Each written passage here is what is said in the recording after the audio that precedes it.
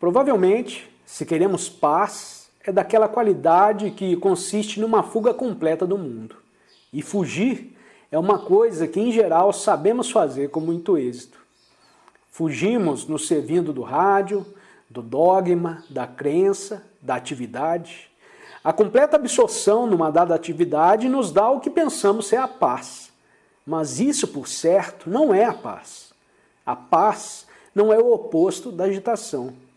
Mas se em vez de procurar a paz, eu for capaz de compreender o que causa a agitação, se for capaz de compreender qual é o processo que faz nascer a agitação em mim, nas minhas relações, nos meus valores e, portanto, na sociedade, se eu puder compreender todo o processo responsável pela agitação, então, me libertando dessa agitação, encontro a paz.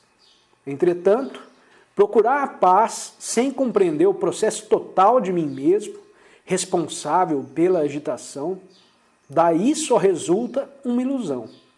Eis porque as pessoas que meditam para terem paz, que leem e praticam vários exercícios e se deixam narcotizar para terem paz, estão em verdade buscando um estado de sono. O que traz a paz, a verdadeira tranquilidade e serenidade da mente, é a compreensão do processo total de nós mesmos. E isso não significa buscar a paz, mas compreender o eu, com todas as suas ambições, sua inveja, sua avidez, sua ânsia de aquisição, sua violência.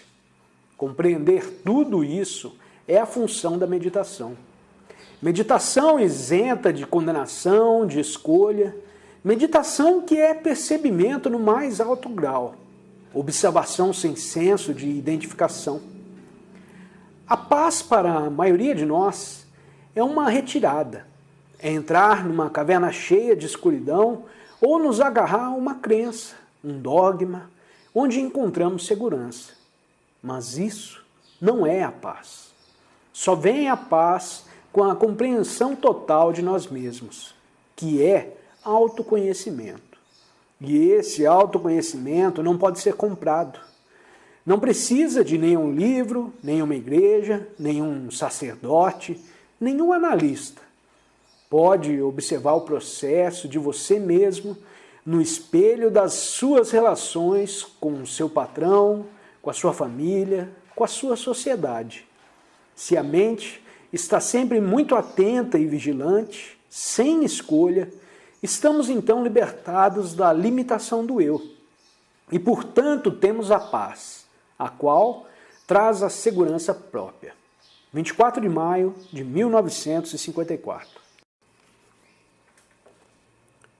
Como dizia na semana passada, essas palestras serão de tudo inúteis se não soubermos escutar.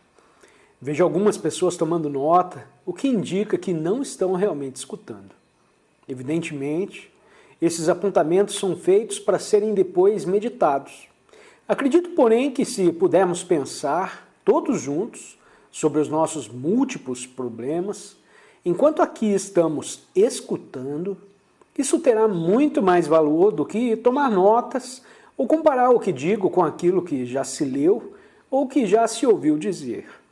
Se sua mente está ocupada com tomar notas ou com comparar o que ouve com outra coisa, não está realmente escutando, não acha? Não está experimentando diretamente o que se está dizendo. E acho que é muito importante experimentarmos essas coisas diretamente. Experimentar diretamente o que se diz não é compará-lo com o que se sabe. Se sabemos escutar, então o próprio ato de escutar, creio eu, é uma forma de libertação. Se a coisa que se está dizendo é verdadeira e a escutarmos sem comparação, sem tomar notas, sem oposição ou resistência, então essa própria ação de escutar tem efeito libertador. É o começo da libertação. Portanto, põe em movimento um processo de libertação da mente, das coisas com que estamos onerados. Assim, pois, em vez de tomar nota, de comparar o que se está dizendo com os livros que já leu, ou de rejeitar como oriental, e o excluir de sua mente, me deixe sugerir a você que escute com vigilante passividade, o que é uma arte deveras difícil. E talvez, então, tenham essas palestras verdadeira utilidade. Não estamos a discutir uma filosofia ou um sistema de ideias, mas sim tentando descobrir e experimentar o modo de libertarmos a mente da sua própria limitação. Porque este, me parece, é o principal problema da nossa vida. Nossos pensamentos, nossas atividades, nosso saber, nossas crenças religiosas são muito insignificantes, muito limitadas. As ideias e as crenças podem ser, em si, de vital significação. Nós as reduzimos, porém, às medidas da nossa mente. E uma vez que a mente, não importa de quem seja essa mente, uma vez que a mente é o centro do eu, do ego, ela é muito pequena e muito insignificante.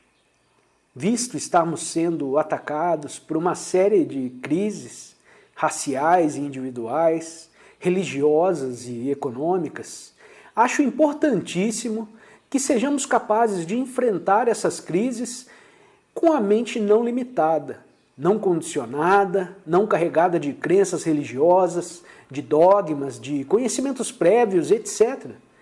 Porque, como poderão ser resolvidos os problemas respectivos por uma mente pequena e estreita e limitada?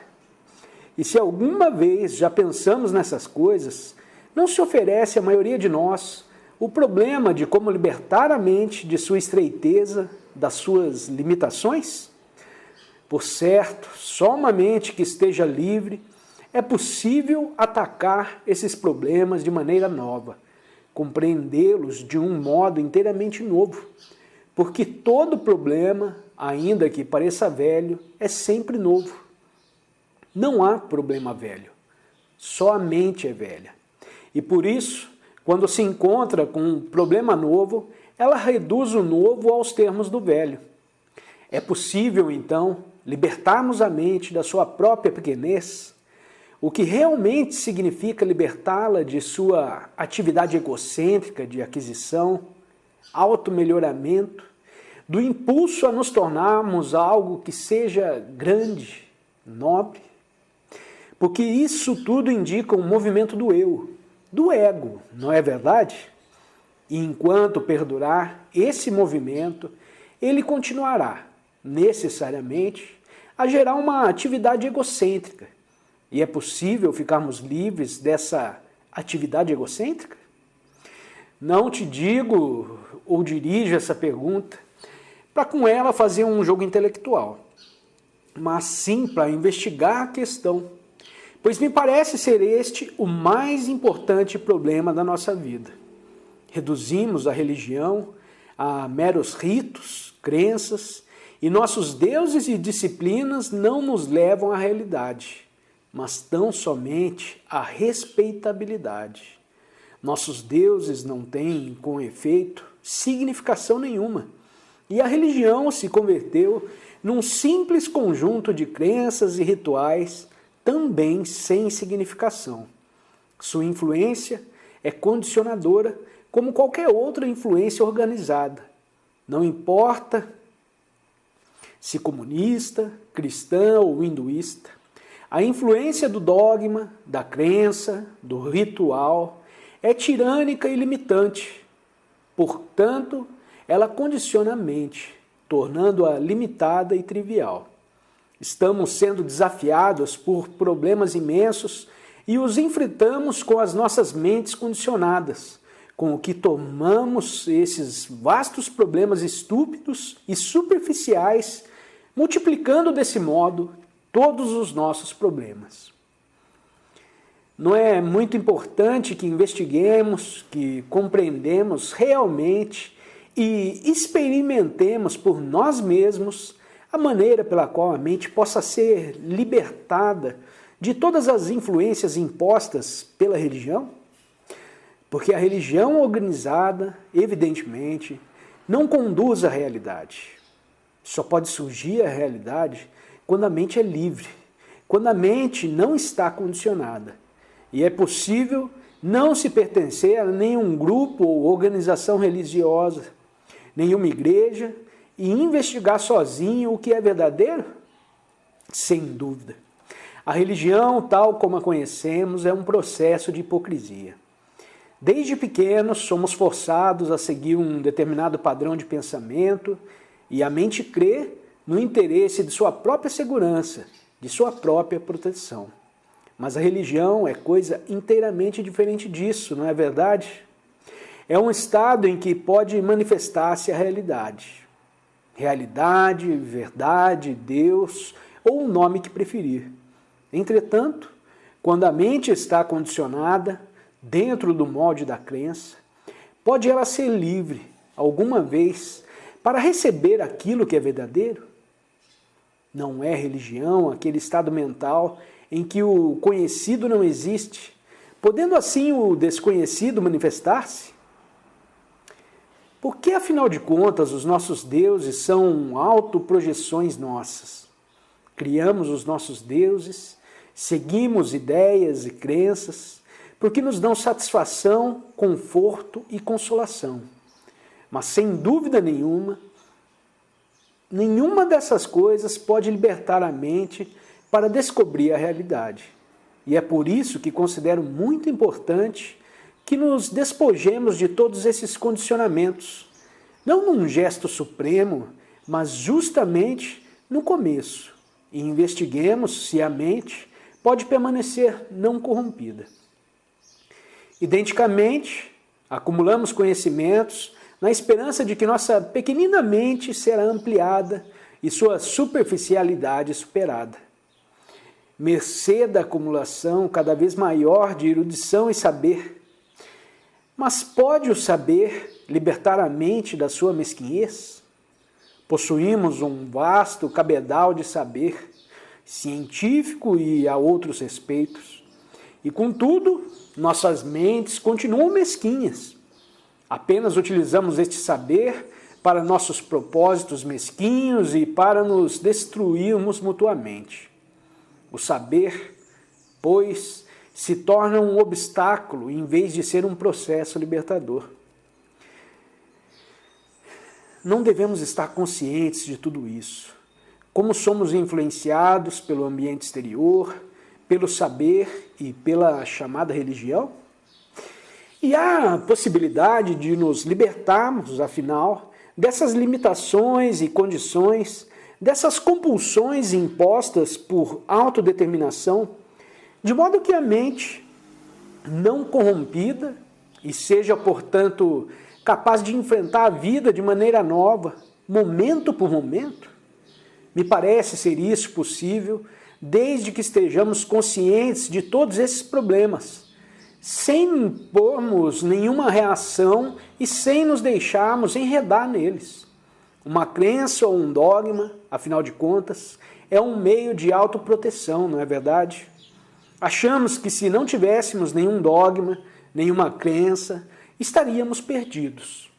Portanto, o dogma, a crença, tem a função de nos proteger contra aquela solidão, contra o temor.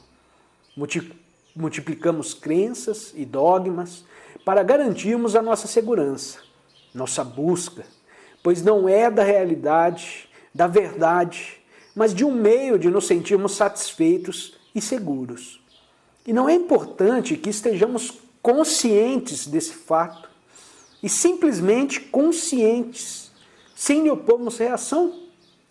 Não é importante que percebamos como a mente está sempre em busca de sua própria segurança, na nacionalidade, nas crenças, nos ritos, e, portanto, se fazendo mesquinha, estreita, limitada e criando problemas?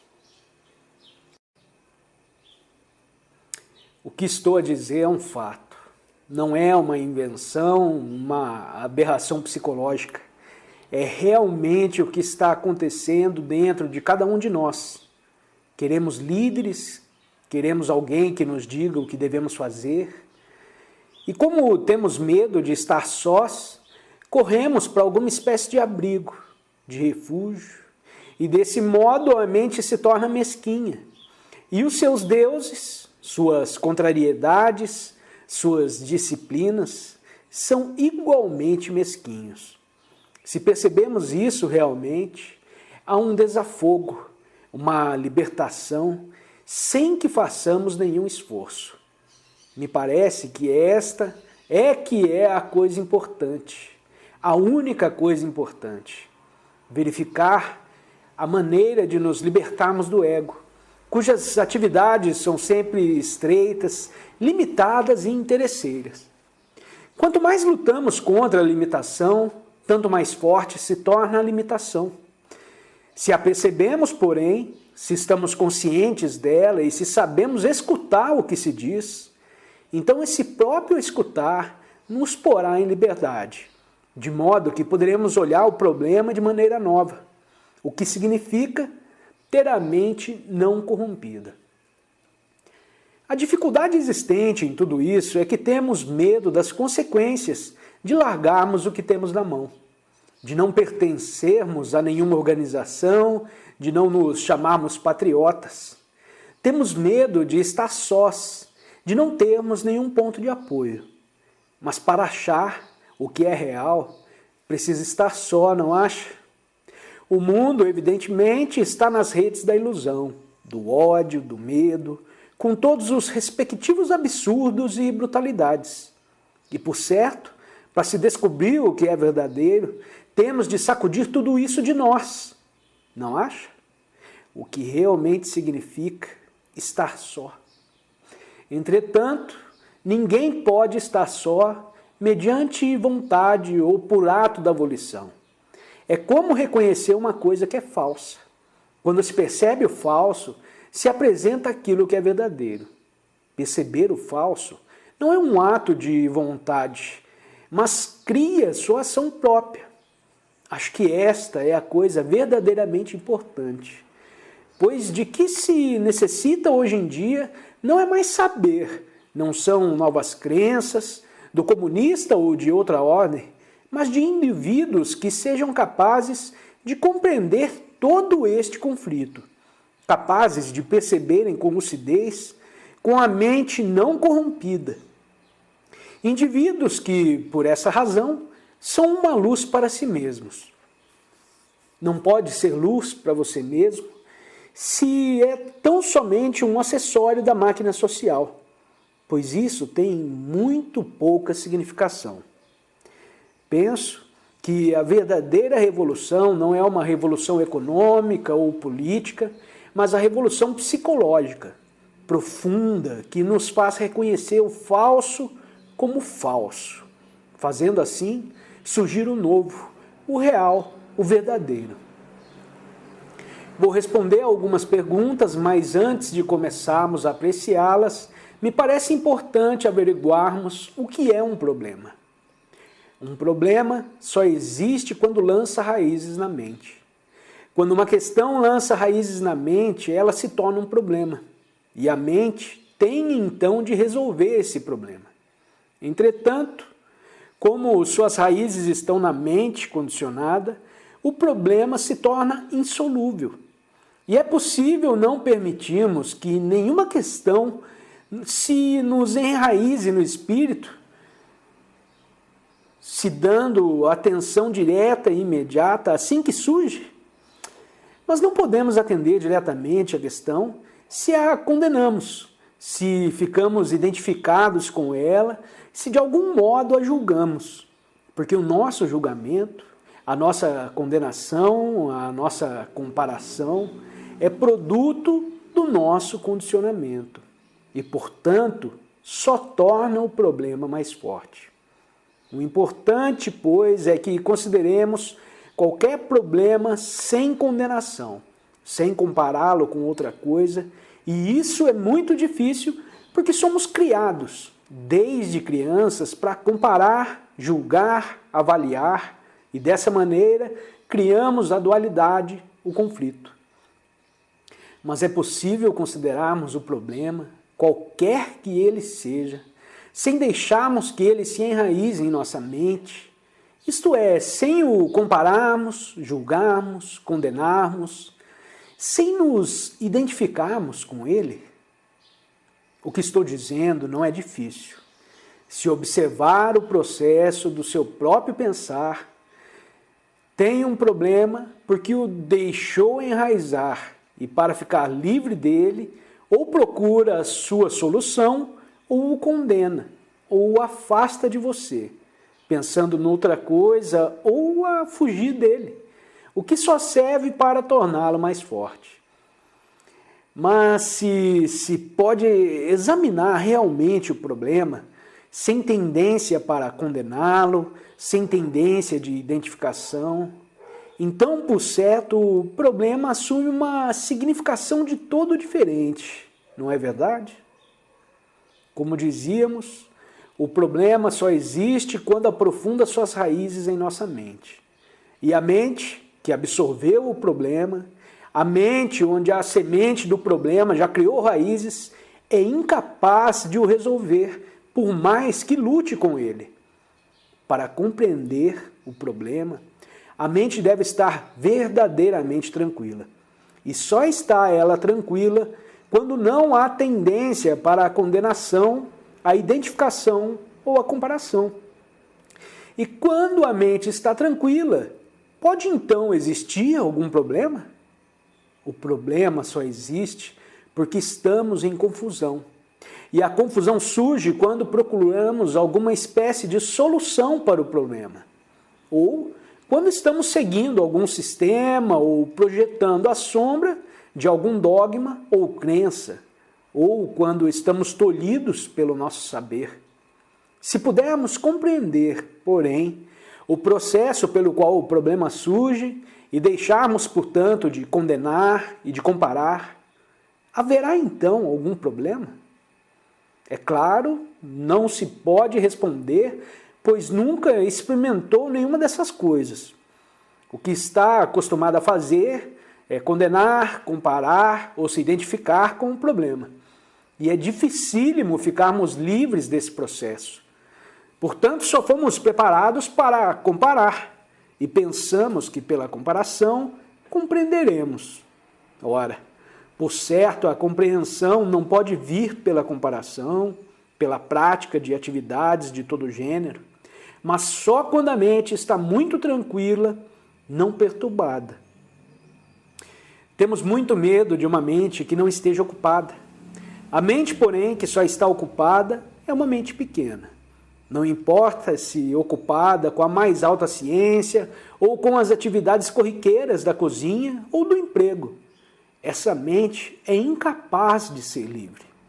Como estamos sempre ocupados, quando o problema surge, somos incapazes de resolvê-lo, visto não compreendemos o processo integral do nosso pensar. E como não podemos resolver o problema, apelamos para os líderes, para os livros, para o saber, para a religião. Tudo isso produto da nossa confusão e da confusão dos nossos guias. Assim, pois, ao apreciarmos essas perguntas, não pode haver nem sim nem não. Não há resposta para a vida, só há viver. Nós, porém, tornamos o viver um problema. No nosso viver não há alegria, não existe a verdadeira felicidade, que vem quando estamos desacompanhados, naquela liberdade onde e só nela pode despontar a realidade. Pergunta: como se pode alcançar a paz exterior permanente? Krishnamurti. Se pensa que a paz é uma coisa que se alcança, que se obtém como um resultado de uma recompensa, ou a paz nasce quando compreendemos os vários fatores produtivos de perturbação? É como um homem que está cheio de ódio desejar o amor. Poderá ele praticar o amor? Isso, porém, nada significa. Se compreendermos integralmente o processo do ódio e do amor, então talvez possa nascer o amor. Mas, como deve saber, a dificuldade está em que desejamos encontrar paz, embora sejamos violentos. Queremos encontrar o amor enquanto estamos semeando o antagonismo e o ódio. Quando há temor em nossos corações, nós, sem compreendermos esse temor, sem compreendermos o que significa esta perturbação, fugimos dela a fim de acharmos a paz. E por isso existe a dualidade em nós. O problema, pois, não é de como alcançar a paz, mas sim de saber o que é que nos está impedindo de compreender as causas geradoras da perturbação, do caos, do sofrimento, da luta, da dor existente em nós e fora de nós. Por certo, se pudermos compreendê-las, haverá paz, e não teremos de procurá-la. Se buscamos a paz, estamos fugindo do que é. Na compreensão do que é, do real, há a paz. Veja, por favor, que isso não é uma teoria.